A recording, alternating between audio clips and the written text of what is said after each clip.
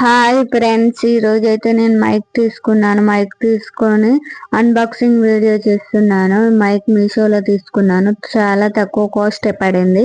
మన వీడియోస్ కోసం మైక్ కావాలని మైక్ తీసుకున్నానండి. ఈ క్వాలిటీ ఎలా ఉందో అసలు రివ్యూ చూద్దాం. నేనైతే ఈ మైక్ తీసుకున్నాక 10 days తర్వాత మీకు రివ్యూ ఇస్తున్నాను.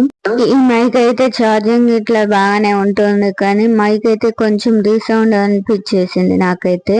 క్వాలిటీ ఎందుకో కొంచెం బాగాలేదు అనిపిస్తుంది. ఎందుకంటే తక్కువ కాస్ట్ కావడం వల్లనో మరి దేని వల్లనో తెలియదు.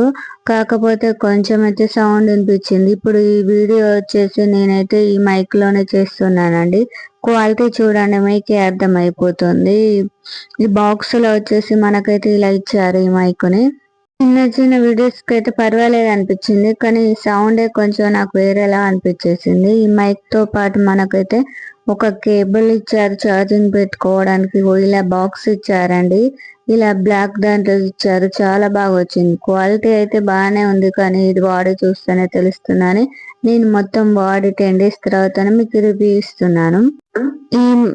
ఈ మైక్ ఇలా వచ్చేసిందండి. దీనికి రిసీవర్ వచ్చేసింది, ఇంకా కేబుల్ వచ్చేసింది ఛార్జింగ్ పెట్టుకోవడానికి.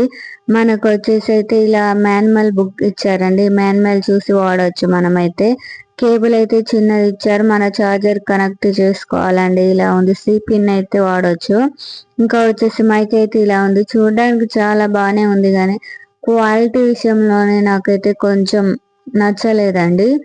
క్వాలిటీ ఎందుకో మరి ఇలా ఇచ్చేసారు. తక్కువ కాస్ట్ అని కావచ్చు, నాకు తెలియదు. ఇదైతే ఐఫోన్ కు వాడుకోవడానికి అంటే ఇచ్చారు రిసీవర్. K80 కెపాసిటీ ఉన్న మైక్ అండి. ఇదైతే చాలా రివ్యూ చూశాను. ఇదైతే 3000 మంది తీసుకున్నారండి. నేను రివ్యూ చూసి తీసుకున్నాను. ఈ క్వాలిటీ మాత్రం ఇలా ఉంది, అసలు ఎవరు చెప్పలేదు. ఇప్పుడైతే నేను చెప్తున్నాను. ఈ రికార్డ్ చేస్తున్నది ఇప్పుడు ఈ మైక్ తోటేనే. మీకు చూస్తే అర్థమవుతుంది ఈ మైక్ వల్ల ఏ మైనస్ పాయింట్ ఉన్నాయో, అసలు వాయిస్ ఎలా వస్తుందో అని మీకు తెలుస్తుంది. ఈ మాన్యువల్ లోనైతే ఇలా రాసున్నారు. దీని గురించి చదివేసి తర్వాత డీటెయిల్స్ చెప్తా. Okay friends, bye.